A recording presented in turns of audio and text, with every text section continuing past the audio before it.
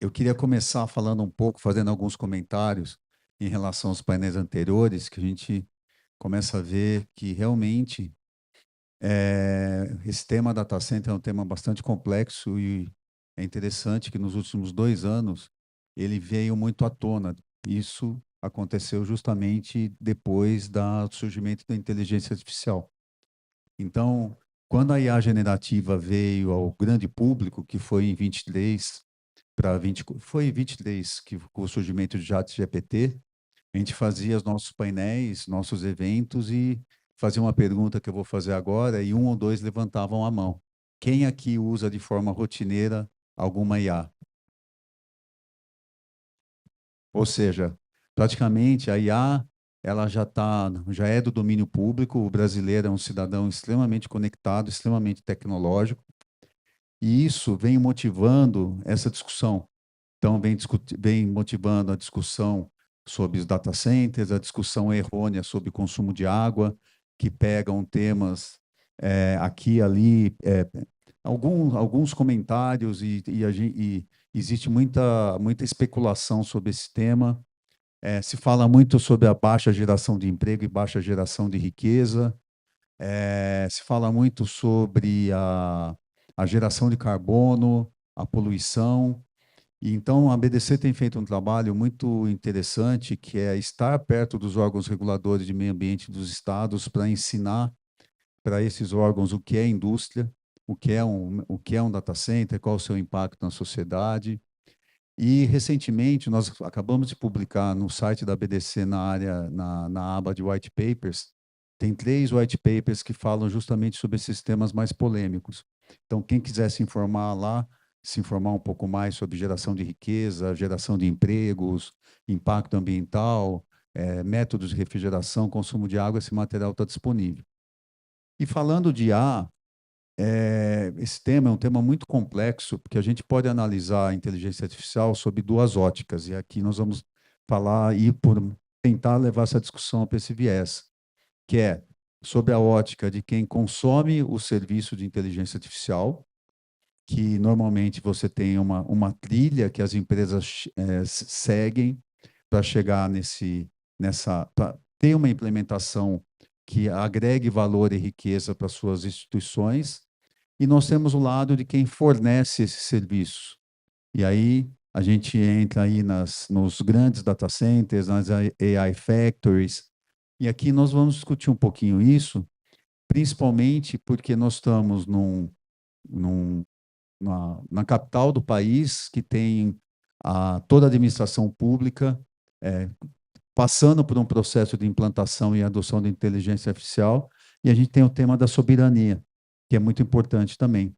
Então, primeiramente, eu queria perguntar aqui para o Carlos, se você pudesse dar uma visão para nós aqui dos modelos de negócio de inteligência artificial, olhando pelo lado do fornecedor de serviço.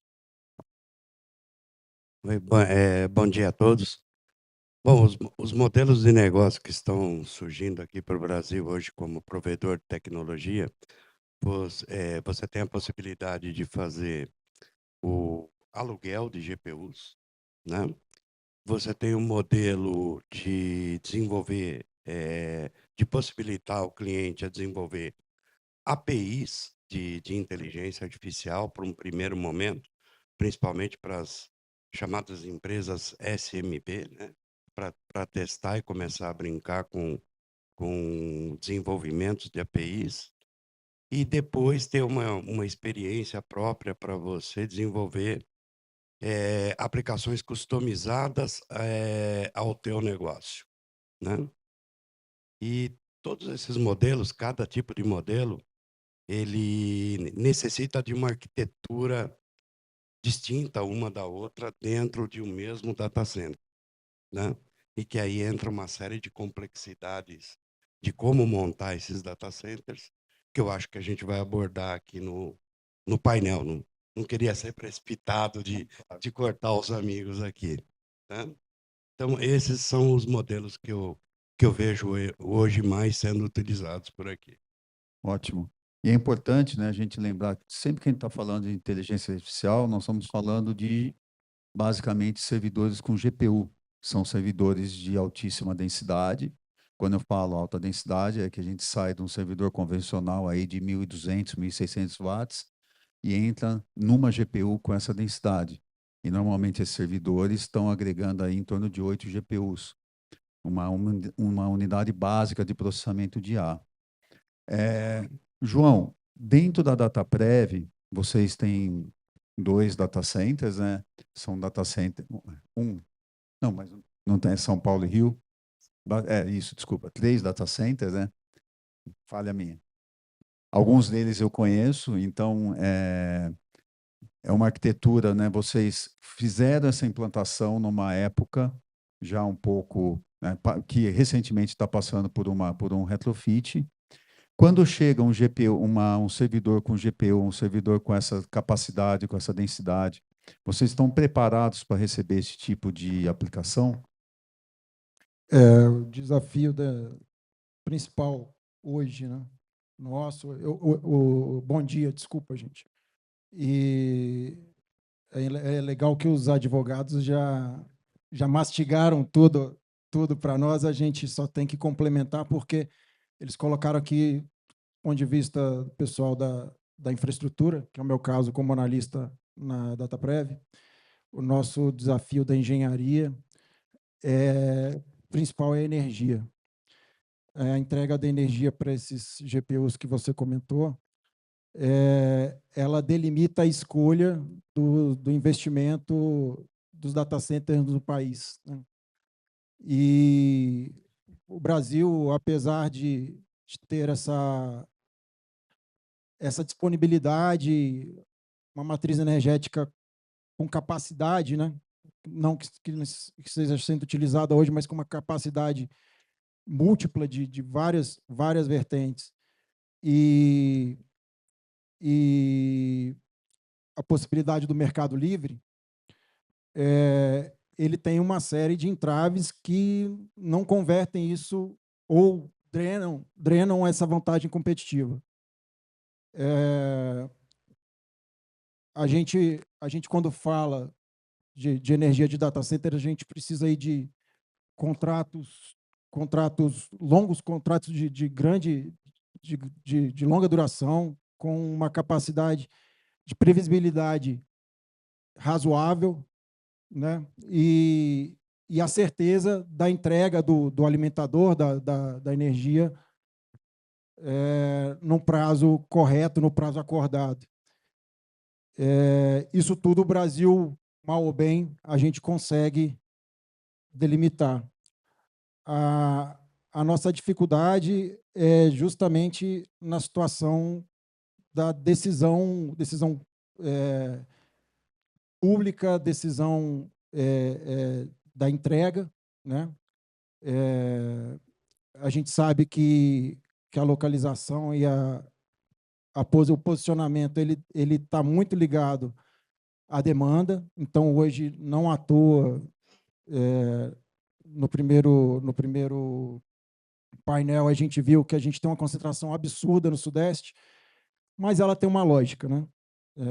E aí, você colocou que os nossos data centers estão em Brasília, é uma situação estrutural, né? Nós estamos falando de uma empresa público-privada, e São Paulo e Rio. Mas a demanda e a nossa característica, a gente tem uma atividade tal qual a IA, não tão ligada à latência, então a gente consegue atender com qualidade nos mais altos rincões aí do país. Basicamente é isso, a energia para a alimentação dessas máquinas é o principal desafio da infraestrutura de hoje. Obrigado. Eu queria, antes de fazer uma pergunta para o Guilherme, agradecer a presença do senador Abílio Diniz, que está aqui nos prestigiando. Muito obrigado. Guilherme, o SERPO faz parte, né? Dentro do SERPO roda uma parte do conceito, né, da nuvem soberana do Brasil. Essa nuvem soberana, ela abrange só as aplicações de nuvem ou ela também já está já tem alguma aplicação de inteligência artificial e como que vocês estão tratando isso em termos de ajuste das infraestruturas e de conseguir fornecer, principalmente para a administração pública, esse serviço com o mais alto nível de qualidade? Vamos lá, pessoal. Bom dia, né? Primeiro, agradecer o convite da associação. É um prazer estar aqui. A nuvem de governo, né? Então, só para falar um pouco, para explicar um pouquinho, palavras básicas ali do que é a nuvem de governo, o SERP, com toda a sua expertise, né, de prover solução digital, de fornecer serviço para a população brasileira, ele pegou toda essa expertise e trouxe no modelo de nuvem, né? Então, a gente tinha que entregar esse modelo com soberania, né? O que o pessoal mais vem falando hoje, que é soberania, né? Foi muito discutido aqui hoje.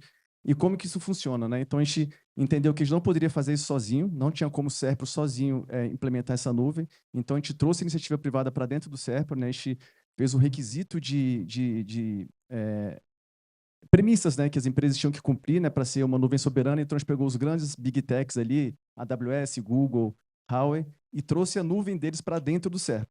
Então, hoje, toda a plataforma, né, toda a infraestrutura de nuvem deles, os equipamentos, os hacks, tudo isso roda dentro do SERPRO, né? Então, nos data centers do SERPRO e sob gestão do SERPRO. Então, toda a parte de administração da nuvem, gestão da nuvem, tudo isso roda dentro do SERPRO pelos funcionários do SERPRO. Isso é onde traz toda a soberania dos dados, né? A gente tem toda a resiliência de operação dos dados, estão dentro do SERPRO e sob gestão do SERPRO, né? Então, dentro da nuvem de governo, a gente já tem serviços de IA, então a gente já tem algumas stacks de nuvem que já tem hacks com servidores com GPU que oferece esse tipo de serviço, e ainda está no início, né? A gente não tem ainda uma grande capacidade de IA nessa nuvem de governo, mas a gente já está entregando isso, né? Existem planejamentos futuros que a gente vai implementar stacks exclusivas de IA, né? Dentro da nuvem de governo, então dentro do portfólio da nuvem de governo vai ter IA dedicada para isso, né? E isso depende muito dos nossos data centers, né? E aí que você perguntou o que isso impacta na nossa infraestrutura. A gente, há um tempo atrás, a gente estava com os data centers bem com uma certa folga, né, de capacidade, e aí, de um dia para o outro, nasce a nuvem de governo que esgota a nossa capacidade praticamente, né? Então, assim, a gente está já no limite de capacidade e a gente tem que resolver isso, né? Então, aí a gente está construindo novos data centers, tem projetos de novos data centers que a gente vai falar um pouco depois, eu acho, mas o principal ponto é esse, assim, a nuvem de governo veio, ela já tem IA embarcada, ela traz a soberania, que é o que a gente precisa, que todo mundo falou muito aqui, e ela está dentro desse portfólio já de IA nascendo integrado já e que vai crescer. Obrigado. Juliano, o conceito de, quando a gente fala de GPU, quando a gente fala do modelo de GPU as a service, ou mesmo bare metal, seja, né, que o provedor desses serviços está vendendo serviços de processamento, ou mesmo das grandes empresas estão vendendo cloud, IA como cloud, um dos pontos principais é a velocidade que você entrega esse token, a velocidade de devolução do token, que é onde a empresa efetivamente ganha dinheiro. O que as infraestruturas físicas de telecomunicações mudaram para atender esse requerimento de alta velocidade? Eu acho que, novamente, bom dia. Eu abordaria em 3 pontos principais. Então, assim, eu acho que, primeiro, a gente tem que olhar para para a arquitetura com que você está trabalhando naquele token, né? A gente tem que olhar especificamente, primeiro, para o end user. Primeiro, para o caso de uso. Tá? Qual que é o caso de uso que você está sendo usado, né? Para que está sendo trabalhado aquele token e está sendo construído aquele data center? Então, acho que esse é o primeiro caso um sucesso, né, de um processamento, né? O segundo é qual que é a infraestrutura que você precisa. Então, você não pode olhar para a infraestrutura somente, como a gente comentou, né, sendo GPU e somente o processamento através de um LLM. Então, você tem que colocar isso e ter uma visão mais ampla sobre a infraestrutura que você usa para processar isso. Né? Então, se você construir clusters de GPU isolados, você não vai conseguir fazer um atendimento adequado e com a velocidade que o cliente precisa. Né? Então, esse é um segundo aspecto. E o terceiro é efetivamente a capacidade de você construir novos data centers para atender essa demanda. Então, um ambiente de inteligência artificial, ele é muito flexível. Então, as solicitações, os casos, acho que o Carlos comentou aqui, né? Quando você olha um data center, você tem diferentes clusters, diferentes requisitos específicos. E a forma com que você faz isso e orquestra isso é muito importante na construção e na entrega da infraestrutura que você vai disponibilizar para o teu usuário final processar um token, né? Eu acho que são esses os principais pontos que a gente pode contribuir do ponto de vista tecnológico para a velocidade, para o atendimento e para ter um nível de satisfação adequado para o usuário. Ótimo. Márcio, você que está aí nessa jornada de projeto, né, fazendo um monte de projetos sempre para os data centers, para diversos tipos, o que você vê que está sendo, quais são as grandes mudanças que os clientes estão requerendo em termos de capacidade elétrica, densidade elétrica por rack, tipo de alimentador, tipo de rede, tipo de refrigeração, o que você vê que está mudando? Bom dia a todos. Agradecer o convite da BDC para participar desse painel. Bom, o mercado de data center ele sofreu mudança ao longo desses anos, né? Eu trabalho na área há 25 anos. Então, passamos por diversos modelos de data center, né? Passamos ali mais recente, ali numa segunda geração no cloud, chegamos agora na tecnologia de IA. Muda-se muita coisa no projeto com a tecnologia de IA, né? A gente sai de racks aí de 10 kW a 20 kW para racks de 200 kW. Estamos trabalhando hoje, atualmente, num projeto que os racks estão com 220 kW. Você precisa implementar diversas tecnologias, né, para suportar essa capacidade. Então, do ponto de vista elétrico, você começa a trabalhar com barramentos blindados, né? A gente não utiliza mais os condutores, porque a quantidade de energia é muito grande. Então, isso imputa até um custo maior no data center, né? Porque esses barramentos blindados eles são específicos para áreas de missão crítica, são mais caros que barramentos convencionais, por exemplo. Do ponto de vista de energia também, precisamos trabalhar com baterias de lítio, né? Ao invés de baterias, por exemplo, de chumbo puro, VRLA. E isso por quê? Porque o footprint é muito importante. Então, com essa quantidade de energia, o número de baterias VRLA seria muito grande. Então, a gente reduz isso utilizando bateria de lítio. Isso já traz outros problemas de custo para o data center, porque baterias de lítio elas têm o problema do runaway térmico. Então, você precisa ter um sistema de combate a incêndio diferentes e considerações diferentes na fase de projeto, né? Falando em sistema de climatização, passamos a utilizar a tecnologia de liquid cooling, que seria uma refrigeração líquida direto no chip.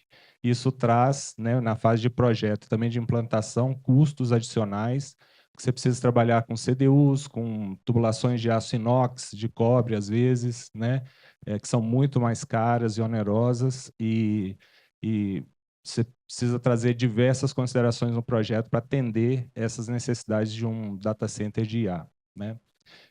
Na fase de estudos, a gente passa a ter estudos de CFD, por exemplo, para climatização bem mais aprofundados, né? Chega-se até necessidade, porque você trabalha com muitos geradores e muitos chillers. Por exemplo, nesse projeto que estamos trabalhando, nós temos são 28 chillers, condensação a ar, mais ou menos uma capacidade de 500 TR.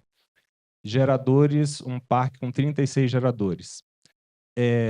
Somente a refrigeração de geradores a ar, esse ar quente, mesmo distante dos chillers, impactam ali na refrigeração e na troca de calor dos chillers. Então, tivemos que implementar estudos CFD para analisar qual é essa contribuição de geradores para chillers. Então, são todos esses desafios que um empreendimento de IA de grande porte traz para a fase de projeto. E, consequentemente, aumenta demais os custos envolvidos, né, em todas as fases de implantação desse empreendimento. E ainda complementando essa pergunta, você já pegou alguma solicitação de fazer um ajuste em instalações existentes principalmente da aplicação on-premise da administração pública? Bom, já tivemos algumas solicitações de proposta, mas nunca trabalhamos num retrofit. específico de um data center convencional para um data center de IA, né? Transformar essa infraestrutura para isso. Eu vi o colega do Serpro comentando que estão trabalhando nesse sentido. Eu acho isso um desafio muito grande, né? Na engenharia nada é impossível, tudo pode ser estudado e implementado, mas é um desafio maior ainda você pegar um data center que foi pensado para uma densidade de carga por volta de 10 ou 20 kW por rack e transformar aquilo da noite para o dia para um data center de racks de 200 kW. Né? Possibilidades existem, depende muito da estrutura física que eu acho que esse data center legado tem para permitir que se transforme num data center de IA. Mas plenamente possível de ser estudado. Escutamos, sim, no mercado diversos empreendimentos que buscam essa adaptação. Obrigado. Eu já peguei uma situação como essa de pegar um data center antigo e fazer um retrofit. Qual foi a conclusão? Que o único investimento que você salva é o prédio, né? O resto você praticamente tem que jogar tudo fora e refazer novamente. E talvez o amigo Márcio sabe me explicar melhor, porque eu não sou da parte de civil. E nesse caso de você jogar tudo fora e fazer tudo de novo, ou fazer um prédio novo, acaba saindo mais econômico você fazer um prédio novo, adequado, com as necessidades para entrar um novo chiller, a CDU para o liquid cooling e as torres de resfriamento. Dependendo da carga do data center, você ter a parte de micro-redes para fazer, como ele disse, adequadamente. Dependendo até da carga, a microestação que vai ter dentro do data center, né? Então, eu diria, eu consigo afirmar hoje, através de 3 localidades que eu vi, e que estudamos isso muito a fundo, que é quase mais econômico você fazer do zero do que um retrofit. Não, complementando, não, certamente, né? Um projeto dessa magnitude, com esse envolvimento de densidade de energia tão grande, um empreendimento num greenfield, um prédio novo, pensado, estruturado para essa aplicação, é o ideal, sem dúvida. Certamente, por diversos motivos, às vezes, talvez a gente vê isso de forma mais sensível no setor público, por falta de investimento, né? Você tentar aproveitar uma estrutura existente para adaptação. Mas certamente se perderá recursos e investimento em cima de uma adaptação, e olhando pelo outro lado, se a gente passar para um projeto do Greenfield, pensado e estruturado para IA, sem dúvida seria mais econômico, ao meu ver. Só um complemento, Tossi, assim, a gente está vivendo isso, né? Então, assim, a gente está com tanto a parte de modernização como de construção. Mas essa restrição, realmente, ela, assim, um ponto que não foi tocado, a gente tem um data center em São Paulo, que são de 3 pavimentos, né? E o data center fica no 3º pavimento. O prédio foi dimensionado lá há 20, 30 anos atrás, daí ali o peso que a gente tinha era para 1.500 quilos por metro quadrado, né? Agora a gente está falando em 3.200, 3.500. No mesmo rack, né? Então, só isso já inviabilizou a obra. A gente teria que fazer um reforço estrutural de laje, pilares, fundação. Então, assim, isso realmente a inviabilidade de pé direito, né? Tudo isso não faz sentido. E aí a opção de construir um novo data center, né? Só complementando essa viabilidade. A DataPrev, ela possui os seus 3 data centers em locais até sui generis. O data center de São Paulo, ele é localizado no meio do Brás. Eu não sei se vocês já tiveram. E o Brás o data center do Rio, ele fica no bairro do Cosme Velho, onde é o centro de treinamento do Fluminense. Lá o bairro é o Laranjeiras, né? E todos os dois em locais totalmente diferentes da prática da engenharia. O data center do Rio, ele está recebendo, além de uma expansão que está prevista para agora, ele vai sair no mercado, ele recebeu um retrofit e ele vai ser todo remodelado. E aí eu acho que o impacto das decisões, não só do ponto de vista econômico, mas é uma decisão de governo do ponto de vista da comunidade e da manutenção da história daqueles locais. No Brás, ele é 50% da fachada do Brás é tombada e ela vai ser revitalizada. Um dos imóveis que está dentro desse complexo, ele, por uma glória, ele não faz parte desse tombamento e vai receber a maior parte desse edifício mais moderno, mas ele vai ser, a gente vai contar uma história, né? Na prática, a arquitetura que foi contratada, ela já está em projeto de entrega, e a intenção do escritório de arquitetura é fazer um túnel do tempo, onde se conta a história a indústria. Ela era uma indústria Matarazzo, o edifício, desde da época da fundação daquele edifício até a expansão do data center que deve acontecer agora na próxima década. E então, às vezes, mesmo com quem conhece a Dataprev sabe que a gente tem uma relação com o INSS, e o INSS tem, pela sua relação funcional, uma série de imóveis, e a gente está num imóvel que tem relação com essa atividade do INSS em Brasília. E havia disponibilidade de tomar essa decisão para qualquer outro imóvel ou de um retrofit numa localização mais fácil de se acontecer, ou num ponto onde a gente teria uma condição econômica melhor, ou mais moderna, ou mais alinhado com o mercado. Só que as decisões, às vezes, elas têm uma situação baseada na história, baseado na característica da empresa, que é de prestação de serviço social, e aí decidiu-se por esses imóveis, que são imóveis históricos, imóveis que representam a indústria brasileira. Rodrigo, a Telebrás, como sendo o ponto de transmissão da informação da administração pública do governo federal, né, com a rede de satélite, toda a comunicação distribuída pelo Brasil, vocês estão com alguma iniciativa, estão conversando com a administração pública como um todo para usar toda essa rede de conectividade para levar a aplicação de inteligência artificial, distribuir isso pelo país? Bom, vamos lá. Bom dia a todos, né? Bom dia a todos. Agradecer novamente aí a você, ao Caio.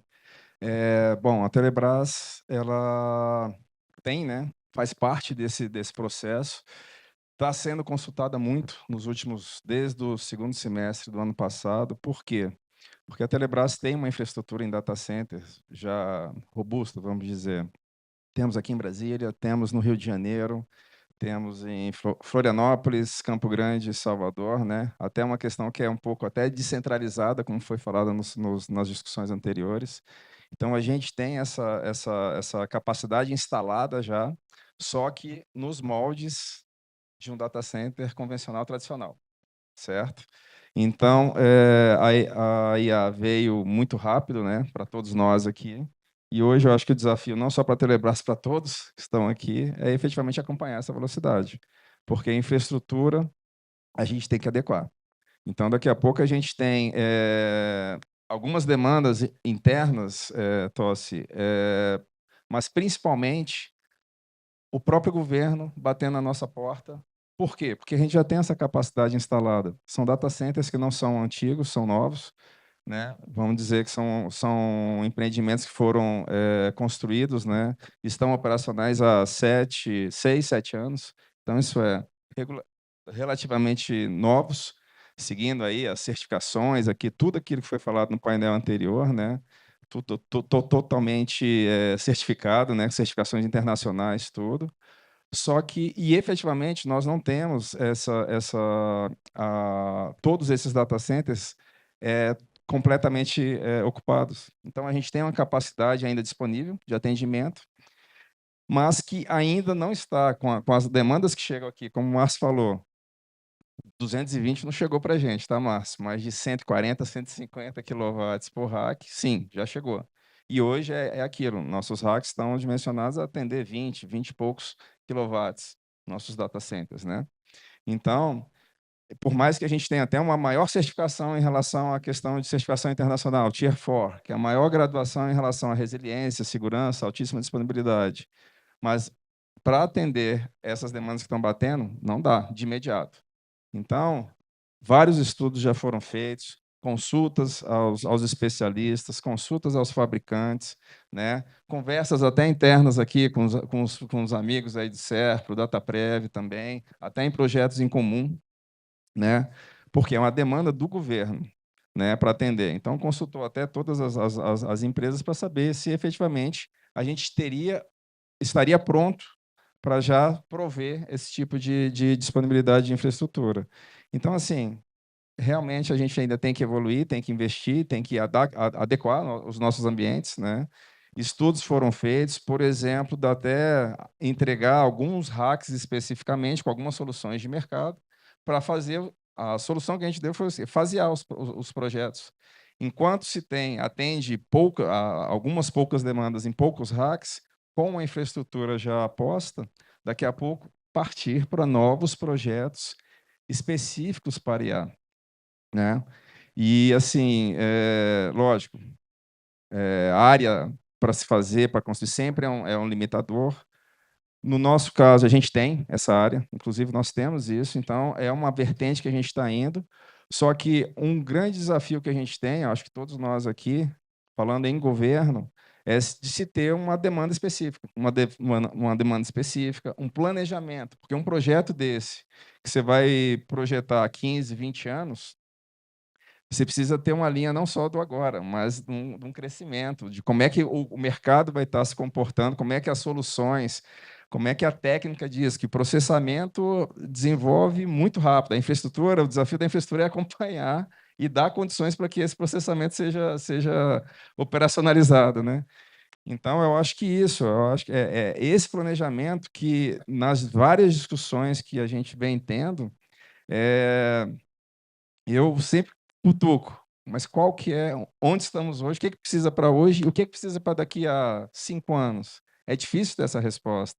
E eu acho que isso, eu falo isso talvez, desculpa, até me coloque na posição de vocês, porque nas discussões de altíssimo nível que a gente tem, com o governo federal, com Casa Civil, efetivamente essas questões não estão postas. Então, é difícil para a gente ter esse plano de investimento para se ter essa demanda ofertada, entendeu? Acho que seria isso. Não, essa questão do planejamento, assim, é perfeito, assim, porque a gente vive muito isso que você falou, né, é uma dor nossa também. Não tem planejamento concreto, né? Então, assim, a gente está planejando um data center que a gente vai construir, só que o data center pode começar no dia 1 com 5 mega, né? A gente está participando do PBIA, né? Então tem todo o Plano Brasileiro de Inteligência Artificial que prevê a instalação de um supercomputador aqui no Brasil. Então, assim, só esse supercomputador são 3 megas, mas ele vai instalar? Não vai. Vai ser esse ano que vem, né? Então, esse falta de planejamento também dificulta muito o planejamento assim, de novos ambientes, porque você fica meio sem saber. Eu não posso também pegar o recurso público e investir, fazer um elefante branco, né? É ineficiente, mas também não posso fazer uma coisa que não vai atender um data center novo que daqui a 2 anos não atenda uma demanda que chega de repente, né? Então, essa falta de planejamento para a gente é um ponto crucial aí para melhorar. E até complementando, essa questão vai muito, não está dentro só de casa, né? Então vai de tudo que foi falado aqui anteriormente.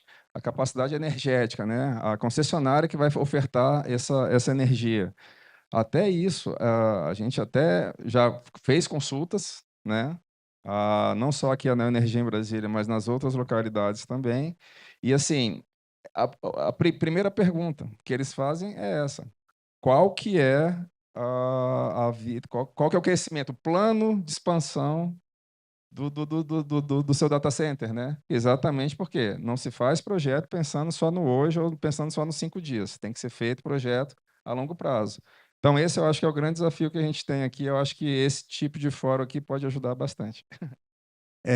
A notícia que eu vou te dar é que não tem muita previsibilidade, porque quando a gente fala, principalmente em GPU, Nós saímos, se nós pegarmos aqui nos últimos 5 anos, nem isso, né? Nos últimos 3 anos, a gente saiu da plataforma do Sagaz, né? Da plataforma da Grace, o Blackwell, e agora nós já estamos, né? O Blackwell começou com o B200, B300, e agora a gente já está no Vera Hub, que em termos de ocupação por rack, a gente saiu praticamente de racks o mais adensado possível, numa densidade aí menos de 670 quilowatts, e já está entrando nos 147 na geração atual e 247, 250 no Vera Hub, que é uma transição muito grande. E esse é um dos grandes problemas que impactam o investimento na indústria de neocloud, que é a obsolescência da GPU. Porque nós estamos falando do investimento num hardware extremamente oneroso, extremamente raro, então hoje não tem GPU disponível no mundo para processar a capacidade demandada. E esse negócio que é conhecido como neocloud, não sei se vocês já ouviram esse tema, que é a indústria de prover capacidade de processamento de GPU, que é como o Carlos falou aqui, os modelos de GPU as a Service, de GPU API, e aí chegando até nos AI Factories. E essa indústria ela tem esse problema que você compra um hardware que ele vai ser depreciado tecnologicamente entre 18 a 30 meses. E toda a indústria de cloud sempre trabalhou com uma depreciação de servidor de nuvem, com uma depreciação de 30 a 60 meses. Então, é uma indústria que você precisa ter o retorno do investimento desse capital muito alto. O que você tem visto? Como que os investidores estão lidando com essa obsolescência muito rápida? E depois a gente passa Legal. a abordar esse tema na administração Tá. pública. Bom, essa parte de o hardware ficar obsoleto, vamos dizer que não é tão novidade assim para o mercado mundial, ele sempre ficou obsoleto, mas, obviamente, não na velocidade que nós estamos vendo hoje. Como se garantir por isso? Primeiro, não lembro quem falou, se foi no painel anterior ou agora, é você tentar estabelecer contratos longos, né? Contratos longos te dá uma certa proteção para você maximizar seu investimento. Segundo ponto, você estabelecer métricas de desempenho, tá? Garantia mínima de desempenho do que você vai entregar para o seu cliente. Isso também ajuda a esticar a vida do seu equipamento, né? Terceiro ponto que está surgindo muito pelo mundo, que está sendo uma tendência, quando um hardware fica obsoleto, é a possibilidade de você comercializar esse hardware, né? Inclusive para indústrias SMB que querem ter a experiência de ter seu próprio ambiente de inteligência artificial. Então, é vender. O quarto ponto são empresas que usam seguros contra a parte de quando o hardware fica obsoleto, obsolescência, tá? Obrigado. E mais ou menos são esses os pontos que você... E o outro ponto é assim, a questão de estar constantemente buscando ofertar novos tipos de serviços, né? Sempre buscar com que seu ambiente esteja sempre máximo em operação. Esses são os modelos que vêm sendo utilizados para proteger a obsolescência. Eu ia entrar em outro tipo de modelo, mas isso seria uma outra etapa de como proteger o ambiente como um todo. Ok? Alguma dúvida nessa parte, pessoal? Vou deixar as perguntas para o final. O governo ele tem uma outra ótica, porque ele contrata esses serviços do ponto de vista da solução, né? O governo contrata a solução de nuvem, a solução de storage, e o fornecedor embarca aquela tecnologia que ele entende que vai performar para aquele contrato que ele vendeu. Então,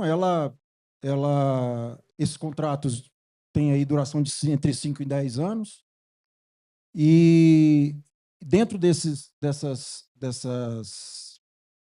dessas vigências, pode haver no contrato uma necessidade ou uma cláusula que obrigue a atualização dessas tecnologias, né, que são empregadas lá no RAC, especificamente.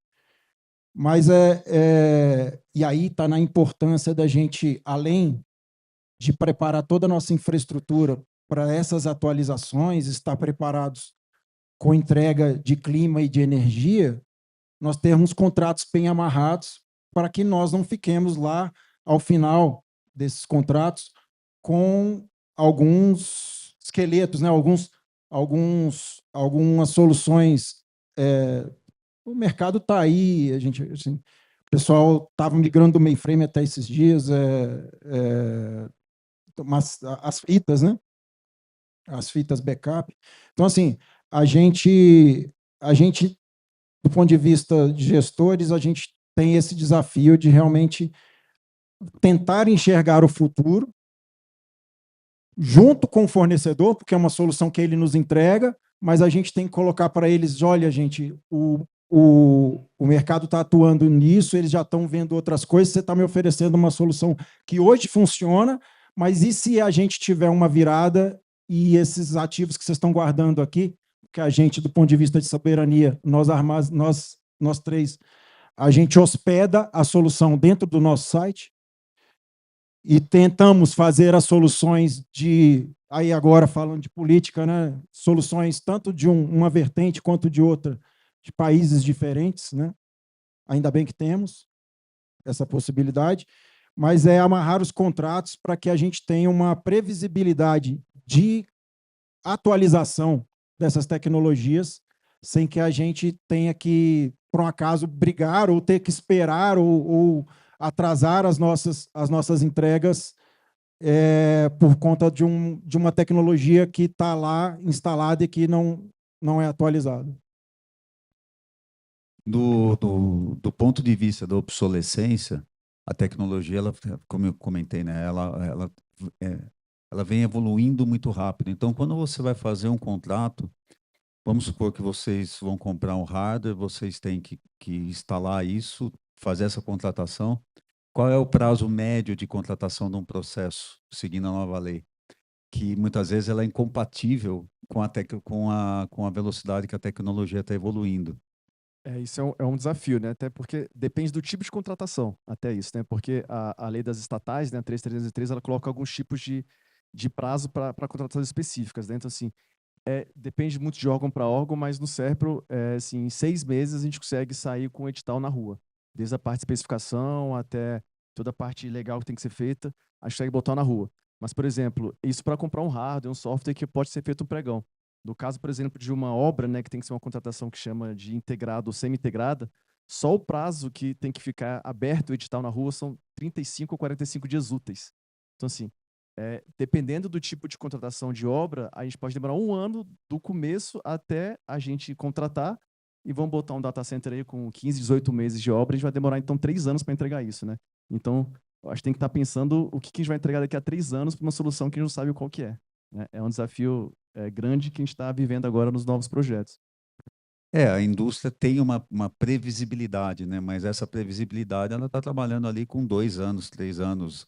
Hoje, acho que 15 dias atrás eu participei de um evento de inteligência artificial que foi até aqui em Brasília e teve uma palestra muito interessante da IBM falando sobre a computação quântica, que eles já têm expectativa de ter aplicação de chip quântico operando comercialmente a partir de 2030. Então, como que a gente vai se preparar para isso? Né? É um ponto importante, assim, porque o tradicional também não vai morrer, né? Não, o tradicional então, também assim, morre. É um desafio grande porque a gente está pensando lá na frente para ter uma otimização para um rack de 200, 250 kW, mas o meu disco ali de 7 kW, de 10 kW, ele vai existir. Né? O SERPRO tem uma característica muito forte de armazenamento, né, de dados, né? Então tem que ter essa questão de disco, backup muito grande. Então, eu tenho um data center eficiente, né? Eu não posso também sair construindo diversas salas, né, diversos data centers. Então, o desafio é tanto o tradicional, né, que a gente tem hoje, eu tenho que gerar de 7 a 250 de uma forma eficiente. É um desafio. E já se fala, o sucessor do Vera Rubin, que já vem com os racks com 247, 100% líquido, o sucessor dele, que eu esqueci o nome do modelo, ele já está falando em rack de 600 kW. E uma outra mudança é a velocidade de processamento é extremamente importante.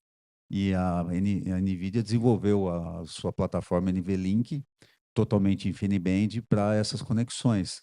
O que isso impacta na infraestrutura física dentro do data center, Juliano? Se eu puder lembrar, eu acho que é Feynman, a nova plataforma deles, né? Eu acho que em termos de infraestrutura, Toas, de novo, a gente tem que pensar nela não como uma solução isolada de GPU, uma solução isolada de software, mas como um todo, né? O que diferencia um data center de inteligência artificial, na nossa visão, é essa capacidade de integrar o liquid cooling, né? Então nós falamos bastante de potência, de energia.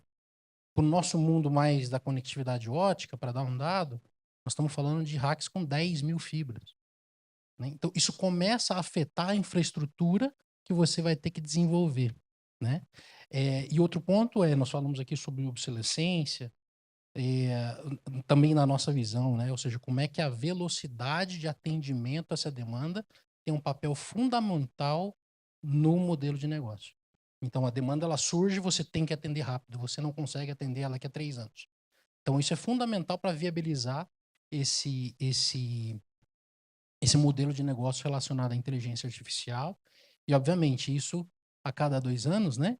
Você tem um novo ciclo, você tem um ciclo intermediário a cada 12 meses, então a velocidade de crescimento dos requerimentos técnicos é muito grande, né? Então, é fundamental você estar muito próximo e olhar a infraestrutura com esse olhar mais estratégico. Acho que o colega falou sobre planejamento, né? Sobre como é que você escala essa estrutura. Porque você não começa grande. Você começa pequeno, você tem que atender isso rápido. E como é que você escala? Porque senão você vai ficar estanque também. Então, acho que são esses os pontos principais sobre o olhar da conectividade, sobre o olhar da tecnologia, que precisam ser endereçados para atender a velocidade de crescimento. Ótimo. Márcio, e os 800 volts DC, já chegou?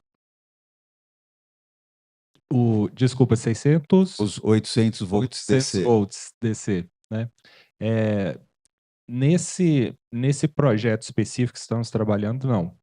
Mas é um assunto que está sendo aí estudado pelos fabricantes, já tem soluções dos fabricantes, né, para esse nível de tensão, porque o que se busca é aumentar a tensão de fornecimento para diminuir a corrente, porque a potência, né, a capacidade do rack é muito grande. Então, com racks aí nesse nível da próxima, acho que daqui 2 gerações, né, você comentou, da NVIDIA, essas soluções talvez sejam necessárias, né, para endereçar esse problema. Agora, falando um pouco do planejamento, né, e o que motivou o início aqui dessa segunda rodada de debate, do ponto de vista do projeto, o que a gente busca colocar para os clientes e projetar seriam instalações, né? A primeira recomendação, quando se trata de IA, olhar para gerações futuras realmente das GPUs. Estive numa palestra no mês passado com o Marcel da NVIDIA e ele comentava que o Blackwell até o final do ano já não existe mais para vender, né? Então, hoje ele só está entregando encomendas que já foram feitas. Então, você vai adquirir já a próxima geração. Então, seu data center, a recomendação de se fazer hoje seria planejar já para a próxima ou para a segunda geração de inteligência artificial das GPUs, a depender do modelo de negócio que se queira implementar, né? Não sei qual é a realidade de cada projeto, mas se pensar nisso. Do ponto de vista da infraestrutura, o que a gente recomenda e projeta seriam instalações que são escaláveis e que você pode modificar aquela instalação para agregar capacidade, por exemplo, né? Então tem que ser escalável. E você pensar em soluções que enderecem essa capacidade de energia. E também pensar numa instalação híbrida. Nesse projeto específico que a gente está trabalhando, ele é totalmente voltado para liquid cooling, mas há um planejamento e está definido em projeto uma migração, se necessária, para a utilização, por exemplo, de fan walls ao invés de liquid cooling, caso, porque isso é um projeto para uma empresa de colocation, né? É um cliente americano, nós estamos projetando lá nos Estados Unidos, talvez eu esteja com esse assunto latente, né? E é outro universo, até o Pedro no painel passado falou que não ousaria comparar o Brasil com os Estados Unidos, mas o que a gente vê desse projeto é que eles estão pensando numa aplicação de IA de grande porte, né? Então, 48 megawatts de TI, nós temos a solução toda preparada para liquid cooling, que é a utilização inicial, mas existe a previsão de que, se necessário, né, migrar ou alternar essa instalação para uma solução convencional de fan wall, por exemplo. Então, seria uma instalação híbrida, né? Então, colocaria como recomendação 2 pontos, né? Ser escalável e ser uma instalação flexível, híbrida, para qualquer tipo de necessidade futura. E, Márcio, com a mesma solução, com a mesma planta de clima, seria a mesma, provavelmente utilização de água gelada, como é que é? Aí ele teria o trocador de calor para o liquid cooling, e aí você desviaria essa potência para algo como fan coils. Isso, do ponto de vista ali da infraestrutura de climatização, você vai ter os barriletes principais ali de água gelada, e eles estão projetados para se conectar a CDUs, que depois ali é um trocador de calor que vai levar a refrigeração direta para o chip, né? Direto para o rack. Mas esse barrilete principal tem esperas em que você pode alternar essa alimentação de CDUs para alimentações de fan coils ou fan walls. Né? Uma dúvida. Esse CTU, ele pode depois ficar totalmente desligado, parado, ou ele estaria em funcionamento numa potência baixa em paralelo ao fan wall?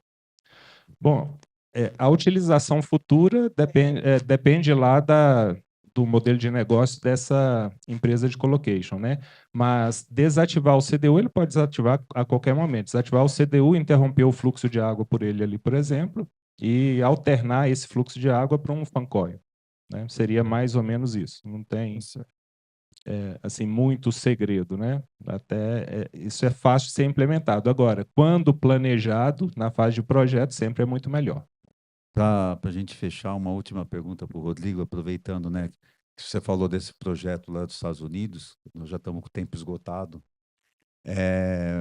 O que tem acontecido nos Estados Unidos, eles têm tido muito problema de adquirir energia em grandes volumes, eles já estão começando a fazer plantas de inteligência artificial, tanto de treinamento, mas principalmente de inferência mais distribuída, com potências menores, uma facilidade mais rápida de construção, uma construção mais rápida e levando o processamento para perto do usuário. A Telebrás, com essa distribuição toda que vocês têm, não só os data centers, mas também as estações, vocês teriam condição de receber servidores menores para a parte de inferência de IA? Bom, a gente teria que conhecer quais são os servidores, né? Mas sim, a gente tem uma infraestrutura que abrange o Brasil todo aí, né? Não só dos nossos data centers, mas das nossas estações de telecomunicações também. E teríamos, analisando, né, claramente qual seria essa demanda, teríamos condições. O que é importante é que seja uma solução que a gente até já vem estudando, dada essa questão da necessidade de ser rápido e eficiente, dentro dos nossos até processos licitatórios próprios que o Guilherme comentou, né, Guilherme? Que a gente tenha alguma solução que seja escalonável, alguma coisa mais rápida, que seja embarcada num container, alguma questão assim que já venha com uma solução de infraestrutura própria para ela, né? Então, com isso, a gente conseguiria ganhar tempo e atender melhor essas questões.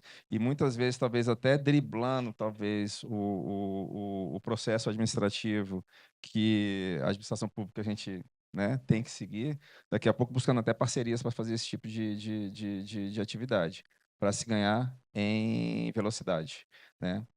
Então, daqui a pouco, colocando, a Telebrás vende conectividade, mas daqui a pouco agregando serviços de valor agregado, alguma questão assim, com parceiros, que aí sim, parceiros de mercado que possam prover essas soluções com mais rapidez e agilidade, entendeu? Eu quero agradecer a todos a participação, muito obrigado.